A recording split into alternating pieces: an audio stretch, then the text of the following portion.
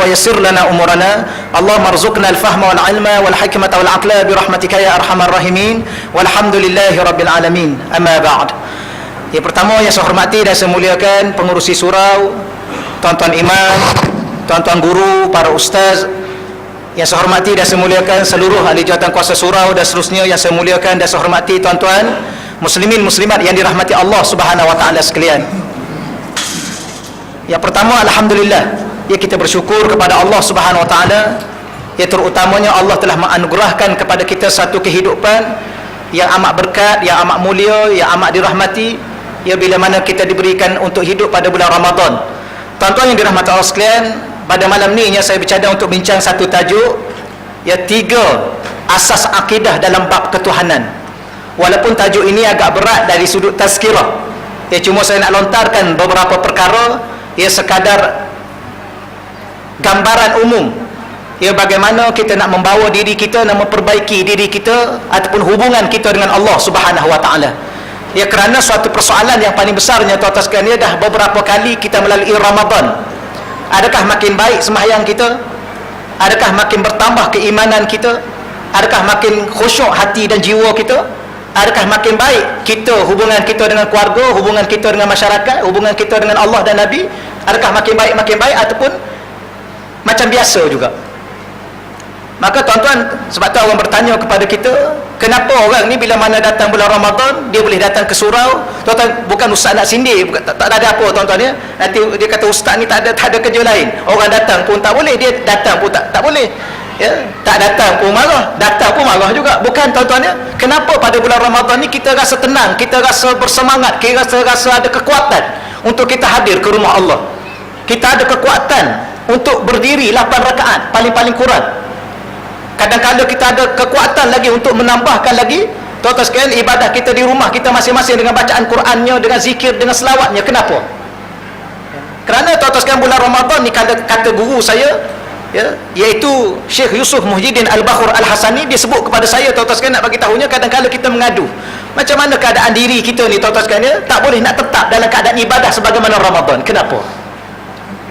Kita bukan tak baca Quran bulan lain, kita baca. Bukan tak bersedekah bulan lain, kita bersedekah. Bukan tak puasa, kita puasa. Kadang-kadang kita puasa Isnin dan Khamis, kadang-kadang kita puasa awal bulan, tengah bulan. Tapi tidak seperti mana jiwa kita, hati kita, semangat kita pada bulan Ramadan. Kenapa? Maka Syekh saya jawab, tuan-tuan, sebenarnya ialah dia ada satu masalah yang paling besar, ialah masalah hubungan kita dengan Allah dia tidak selesai. Bila mana seseorang itu memperbaiki hubungan dia dengan Allah, dan akhirnya hubungan dia dengan Allah itu makin baik, dia dengan sendirinya hubungan ibadah dia, akhir sekali ibadah dia akan jadi makin baik. Sebab tu tuan-tuan, Imam Syafi'i, kita cerita banyak kali, ustaz-ustaz kita cerita, Imam Syafi'i ni tuan-tuan sekalian, dia boleh baca Quran bulan Ramadan 60 kali khatam. Rabi'atul Adawiyah, ya seorang perempuan, kita kata itu orang lelaki ustaz, dia tak banyak kerja, memasak pun tak banyak betul. Orang perempuan Rabi'atul Adawiyah, dia boleh sembahyang 300 rakaat.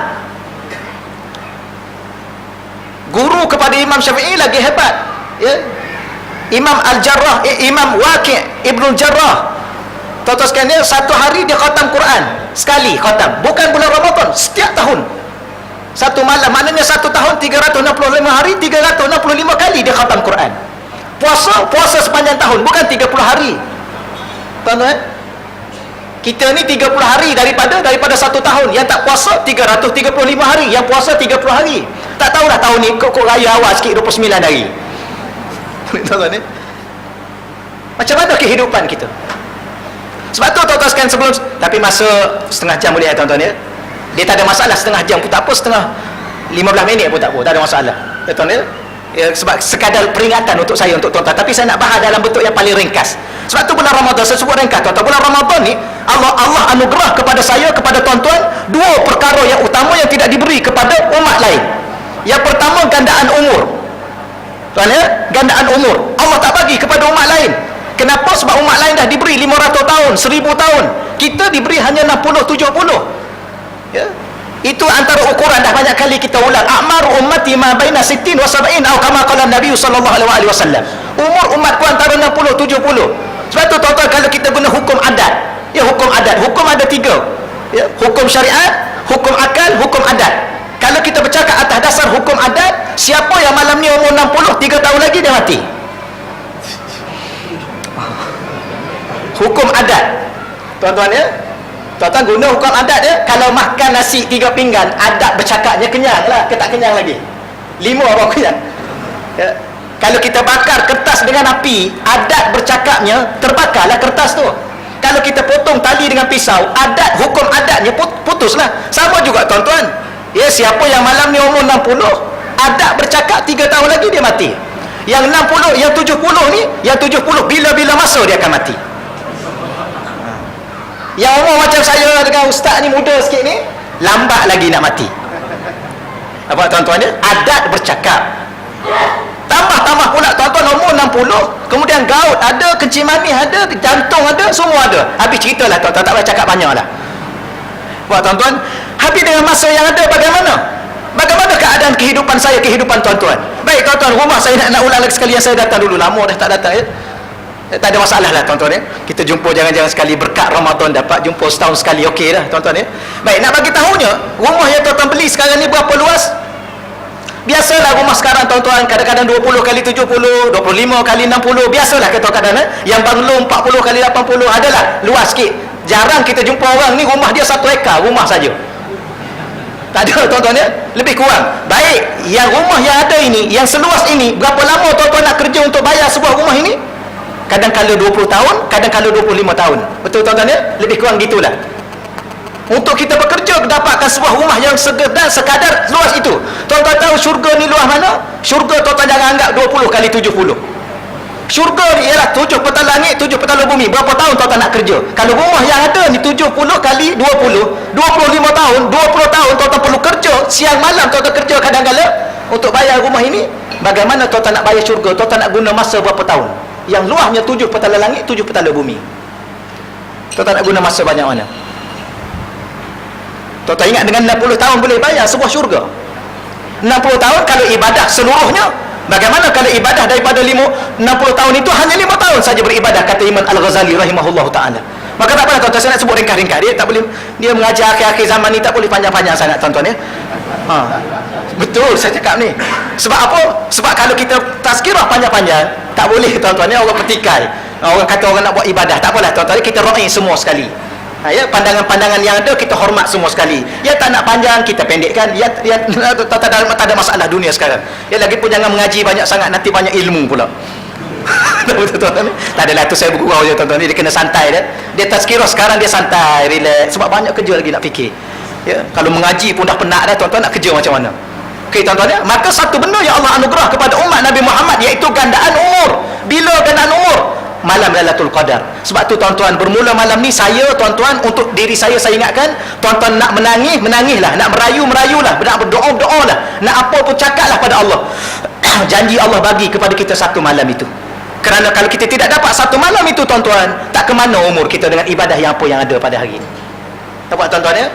Tuan-tuan menangislah pada Allah, merayulah pada Allah, merintihlah pada Allah, tuan-tuan cakaplah pandai-pandailah tuan-tuan dengan Allah. Ya? Kita kata guna apa? Guna bidi bicara tuan-tuan, pandai-pandailah. Janji Allah anugerahkan, Allah rezekikan kepada kita untuk satu malam itu. Kerana kalau kita beribadah satu malam itu, Allah ganda umur kita 83 tahun lebih. Nampak tuan-tuan ya? Kalau kita dapat 10 kali pun dalam bulan Ramadan, 10 hari pun tuan-tuan, 10 malam pun, umur kita dah 800 lebih. Rasa-rasanya tuan-tuan sekalian, harap-haraplah Allah bagilah kita untuk sebuah syurga. Tuan-tuan nak berapa ya? 2 ke 1? Ke tak buat keputusan lagi? Ada orang ni tuan-tuan sampai malam ni dia tak buat keputusan nak masuk syurga ke nak masuk neraka. Ya, sebab tu tak datang lagi surau ya? Ada lagi tak datang ni. Ya, sampai sekarang tak datang lagi tuan-tuan. Sampai sekarang tak nak baca Quran lagi. Sampai sekarang tak nak tutup aurat lagi. Kenapa? Dia tidak tahu nak masuk syurga ke nak masuk neraka. Boleh tuan-tuan ya? Baik, yang kedua, ringkas-ringkas yang kedua. Yang kedua tuan-tuan sekalian, yang diberi anugerah kepada umat Nabi Muhammad ialah gandaan pahala. Dengan kadar umur yang sedikit ini, maka Allah yang maha bijaksana, Allah yang maha penyayang, Allah yang maha pemurah, Allah bagi satu perkara istimewanya kita, gandaan pahala. Sebab tu dalam satu sabda Nabi, tuan-tuan sekalian, Nabi mengatakan, wa man tatawwa'a bi khaslatin minal khairi, ya, sesiapa yang sukarela. Tatawwa'a ni ibadah sunat dalam kategori sukarela. Tuan-tuan belajar ya, dalam bab ibadah sunat ni dia ada beberapa kategori. Ada yang dinamakan nafilah, solat tambahan, tahajud, solat tambahan. Tak betul, kita cerita lain kali, tak betul. Nak bagi tahunya, sesiapa yang melakukan ibadah sunat secara sukarela, kana kaman adda faridatan fi ma siwa, dia dikira melaksanakan kefarduan.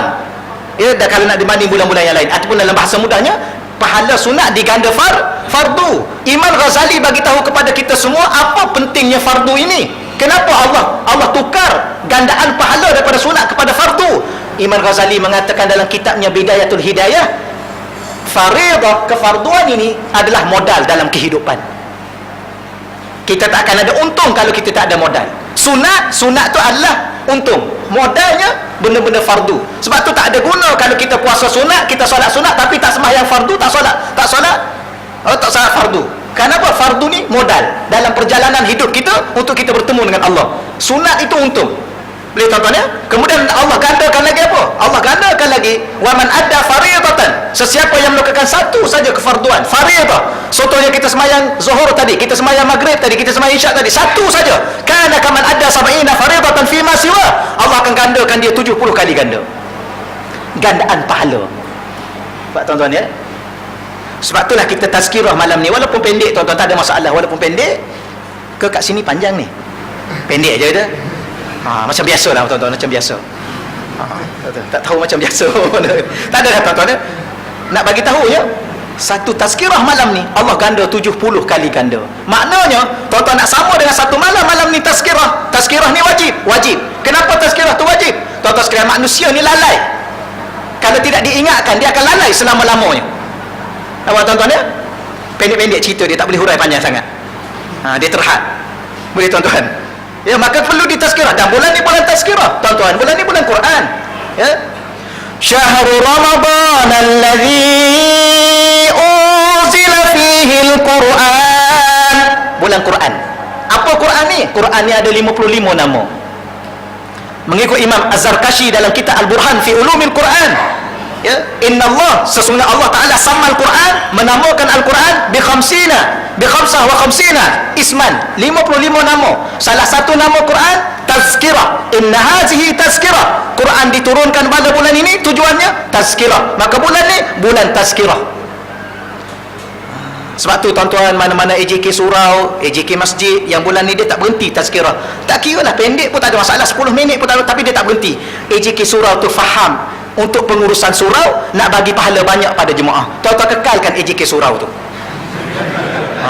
Tu apa Rasulullah dia, tu haji dia. Tapi mana-mana AJK surau, AJK masjid, tuan-tuan sekalian, yang berhenti tazkirah bulan ni, dia tak pandai mengurus surau untuk bagi pahala banyak kepada jemaah dia. Tukar AJK tu. Tak adalah tu tak masuk tu. Tuan-tuan ya? Betul saya bagi tahu, ini tazkirah. Bulan ni bulan ilmu. Tak apalah tuan-tuan, ringkas-ringkas gitu tuan-tuan ya. Baiklah, cuma ni nak masuk tajuk sikit je. Tuan-tuan, di antara perkara yang paling besar dalam hidup saya, dalam hidup tuan-tuan, ialah kita memperbaiki hubungan kita dengan Allah. Bila mana kita perbaiki hubungan kita dengan Allah, sebab tu guru saya Syekh Yusuf, dia mengatakan bahawa tuan-tuan, bulan ni salah satu nama. Bulan Ramadan ni saya duduk senarai ya, saya dengar kuliah ulama ni, tuan-tuan pun tahulah ya, sikit sebanyak pun kita dah tahu. Tapi saya kumpul nama Ramadan ni dekat 35 lebih nama dia. Salah satunya yang kita sebut Syahrul Barakah, Syahrul Karim, Syahrul Mubarak, Syahrul Sabri. Itu tuan-tuan kita sedia maklum ya. Syahrul Quran. Salah satunya ialah Syahrullah. Bulan ni bulan Allah. Apa makna bulan Allah? Bulan memperbaiki hubungan kita dengan Allah. Dari sudut mana tuan-tuan kita nak memperbaiki hubungan kita dengan Allah? Dari sudut kita memperbaiki akidah, kepercayaan, keyakinan kita dengan Allah. Macam ustaz kita sebut tadi tuan-tuan di sini. Ya, di sini. Sekarang ni sebab tu saya nak tanya tuan-tuan, saya nak ringkas dia, saya nak sebut yang tak nak ringkas. Tuan-tuan, hari ni kita khusyuk tak khusyuk sembahyang? Khusyuk. Bila khusyuk? Kadang-kadang khusyuk, kadang-kadang tak khusyuk, kadang-kadang khusyuk banyak, kadang-kadang khusyuk sikit, kadang-kadang tak khusyuk langsung. Adakah itu dinamakan khusyuk sebenarnya tuan-tuan? Tidak, itu bukan khusyuk. Kalau kita belajar dalam keadaan persoalan hati ni, dia ada dua keadaan. Yang pertama disebut ahwal. Ahwal ni hal keadaan perubahan pada dalam hati. Itu ahwal. Yang kedua dipanggil maqamat. Maqam, kedudukan, ketetapan hati. Tuan-tuan ya? Apa makna ahwal? Ahwal ni ialah tuan-tuan hal keadaan. Contohnya, kejap tuan-tuan khusyuk, kejap tak khusyuk. Itu hal keadaan khusyuk. Bukan khusyuk, hal keadaan nak khusyuk. Tuan-tuan ni, dia tak khusyuk. Yang khusyuknya macam mana? Yang khusyuknya bila mana tuan-tuan angkat takbiratul ihram, kemudian tuan-tuan baca apa pun, tuan-tuan rukuk ke, tuan-tuan sujud lama mana pun, sujud sebentar pun, hati tetap ingat kepada Allah. Itulah khusyuk. Dia tak pergi sekejap, dia pergi sekejap, dia datang, dia pergi balik, dia datang. Yang pergi balik tu pergi apa? Allah dah keluar daripada hati kita. Yang masuk pula bukan Allah, yang masuk pula Tesco dengan Giant, tak betul? Itu bukan khusyuk, itu hal keadaan baru nak khusyuk. Kenapa tuan-tuan sampai sekarang kita berlaku sedemikian kehidupan kita begitu? Sebab kita tak pernah rasa nak memperbaiki hubungan kita dengan Allah.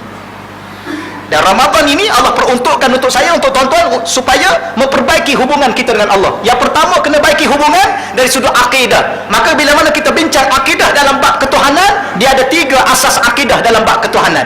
Boleh tuan-tuan ya? Baik, yang pertama sekali saya ringkaskan. Yang pertama sekali ialah mengenal Allah dengan sebenar-benar kenal. Boleh tuan-tuan ya? Tuan-tuan, kita hidup ada satu kata-kata ulama, setengah kata hadis, ya, setengah kata-kata ulama usul. Ya, awaluddin ma'rifatullah. Awal-awal agama kenal Allah. Apa makna agama? Agama ni cara hidup. Awal-awal cara hidup sebagai seorang muslim kena kenal Allah. Apa cara hidup? Cara hidup salah satunya cara ibadah. Maka awal-awal cara ibadah kenal Allah. Nampak tuan-tuan? Salah satu cara ibadah cara sembahyang. Maka awal-awal cara nak sembahyang kenal Tuhan yang kita nak sembah, kenal Allah. Ini dia permulaan, awal-awal permulaan. Macam mana tuan-tuan, macam tuan-tuan dulu, tuan-tuan mula bina keluarga. Macam mana cara tuan-tuan mula bina keluarga? Cara yang kita kata agama ni cara. Maka ada orang dia ikut agama, dia ikut cara. Cara apa? Dia cakap kat mak dia pergi jumpa pihak keluarga perempuan, kemudian merisik, meminang semua sekali. Ada orang ni cara mana? Dia mulakan keluarga dia, cara dengan kena tangkap basah. Tu cara mula-mula dia mula. Tapi dapat anak juga. Maka apa cerita nak jadinya? Ada orang dia mula macam mana? Dia mula bawa lari perempuan tu daripada keluarga dia, dia kahwin kat Siam tu. Ni cara dia. Tak ada tu contoh banyak tuan-tuan ni. Kena banyak lagi. Cukup lah tuan-tuan nak bagi tahu contoh. Bagaimana cara? Bagaimana cara tuan-tuan untuk sujud kepada Allah? Bagaimana cara untuk kita berpuasa? Cara kita puasa ialah kita kenal Allah. Sebab tu tuan-tuan, puasa ni dia ada banyak peringkat. Tapi setiap kali ustaz datang, ustaz ada hurai. Kita tak tahu tak pernah kita merasai. Ustaz kata puasa ni ada 3. Puasa orang awam, puasa orang khusus, puasa orang khusus. Tuan-tuan, saya sebut ringkas-ringkas tuan-tuan. Baik, kenal Allah dari sudut mana tuan-tuan? Yang pertama kali kita nak bagi tu kenal Allah, dia adalah pencipta. Dia adalah pemilik. Dia adalah pengurus, dia adalah pentadbir. Segala apa yang ada pada diri kita sekarang ni adalah daripada Allah. Sebab tu kadang-kadang saya nak tanya tuan-tuan, puan-puan kita tanya soalan macam puan-puan. Ataupun bukan puan-puan lah, orang perempuan. Ya? Orang perempuan ni macam puan-puan okey tak? Ke tak okey juga? Puan-puan okey, alhamdulillah. Ada orang perempuan sampai sekarang dia nak tak tutup aurat. Sampai sekarang umur 60 dah, tutuplah aurat tu, orang tak nak tengok dah. Orang nak tengok yang lain dah, muda-muda lagi ramai. Ya, tapi dia duduk dedah situ. Kenapa? Apa masalah dia dengan Allah? Dia ingat Allah ni main-main ke dengan dia? Sama juga saya nak cakap pada saya, pada tuan-tuan. Kita sebagai seorang lelaki, ketua keluarga ni, inilah yang bakal yang sebenarnya memimpin keluarga anak isteri ke syurga. Tuan-tuan, saya dengan tuan-tuan sebagai ketua keluarga, kita sebenarnya yang memimpin anak isteri kita ke syurga atau ke neraka. Baik, yang jadi pemimpin keluarga ni macam mana? Allah cakap kepada Nabi, solat di masjid, solat di surau berjemaah ini fardu. Walaupun tambah di belakang tu kifayah, tapi fardu. Sebagai ketua keluarga kena datang rumah Allah, berbicara dengan Allah, sujud kepada Allah, minta rezeki daripada Allah, minta rahmat daripada Allah. Kenapa? Sebab nak bimbing keluarga. Tapi kadang-kadang tuan-tuan, ada orang ni dia tak datang surau. Kenapa? Apa masalah dia dengan Allah? Dia ingat Allah ni main-main ke? Dia nak Allah ni bergurau. Pak tuan-tuan ni, macam mana agak-agak nak jawab apa? Kadang-kadang kita selesa lagi duduk semayang kat rumah ya, ke selesa kat masjid. 5 kali satu hari, sekali tak boleh nak datang. Allah jemput secara langsung. Bukan hantar kad, tak ada hantar kad pun, langsung siaran langsung ke apa daripada. Kenapa satu kali kita tak boleh nak hadir? Adakah kita rasa Allah ni nak main-main? Afa hasibtum annama khalaqnakum abasa wa annakum ilaina la turja'un? Apakah kamu menyangka wahai manusia kami cipta kamu ni main-main? Allah suruh sembahyang tak sembahyang, ingat main-main ke? Allah suruh puasa tak puasa, ingat main-main ke? Allah suruh kata jangan mengumpat, kita mengumpat juga, ingat Allah main-main ke? Nampak tuan-tuan ya?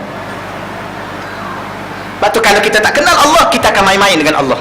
Maka bila mana kita main-main dengan Allah, tuan-tuan sekalian, ibadah kita tak ke mana. Sebab kita tak perbaiki hubungan kita dengan Allah. Sebab tu dalam ayat tuan-tuan ya, saya ingat nak baca buku tapi tak apalah, kita ringkas-ringkas ya tuan-tuan ya. Saya bagi tahu. Ni pertama, kemudian kita akan bahas baliklah tuan-tuan. Bab ni agak kita kata agak bab panjang cerita dia. Tapi tuan-tuan, kadang-kadang dalam surah Ibrahim ayat 10 Allah tanya soalan kepada saya, pada tuan-tuan. Ya, kok ada lagi perasaan dalam hati dan jiwa kita kepada Allah. Boleh tuan-tuan ya? Allah tanya soalan, afillahi syakkun fatiris samawati wal ard. Afillah, adakah pada Allah syakkun, kamu masih rasa syak? Ataupun dalam bahasa bercakapnya, tuan-tuan masih rasa syak lagi tak dengan Allah? Masih ragu-ragu lagi tak dengan Allah? Tentang kebijaksanaan Allah, tentang keagungan Allah, tentang kehebatan Allah, tentang segala-gala kemuliaan yang dimiliki oleh Allah. Sebab tu tuan-tuan kata ulama, kalau kita nak tahu, seluruh kewujudan yang ada ini menunjukkan kewujudan Allah. Kalau kita kenal Allah, kita pandang apa? Kita akan nampak Allah. Apa nampak Allah? Nampak keagungan, kehebatan, kebijaksanaan, keilmuan Allah Subhanahu Wa Taala. Baik, kalau itu yang kita rasa syak lagi tak? Maka Allah jawab satu soalan itu. Allah kata, fatiris samawati wal ard. Adakah kamu masih ragu-ragu dengan Allah? Kalau kamu nak tahu, yang cipta bumi ini, yang cipta tujuh penala langit ini ialah Allah. Kamu ragu-ragu lagi?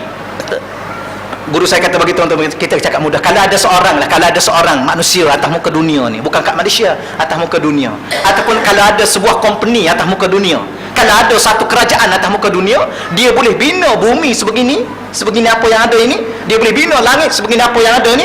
Hebat mana manusia itu? Kalau kita nak cakap hebat mana dia, kadang-kadang kita cakap ya Allah hebatnya dia. Tapi kalau ada manusia atas muka bumi boleh cipta sebegini, bumi yang sebegini, langit yang sebegini ada ini, hebat mana manusia itu? Agak-agak lah. Kalau kerajaan itu sejauh mana kehebatan kerajaan itu? Kalau sebuah company itu mempunyai teknologi yang bagaimana kehebatan dia, kalau dia boleh cipta ni. Tapi tuan-tuan, jawapan kita bahawa tak ada manusia yang setakat ini mengaku dia yang cipta bumi. Kenapa? Dia pun tak berani nak mengaku. Habis siapa yang cipta? Sebab tu Allah tanya, kalaulah Allah itu boleh mencipta sebegini hebat bumi, sebegini hebat langit, afillahi syakkun, adakah kamu masih ragu-ragu? Adakah kamu masih nak main-main dengan perintah Allah? Adakah kamu masih lengah-lengah dengan perintah Allah?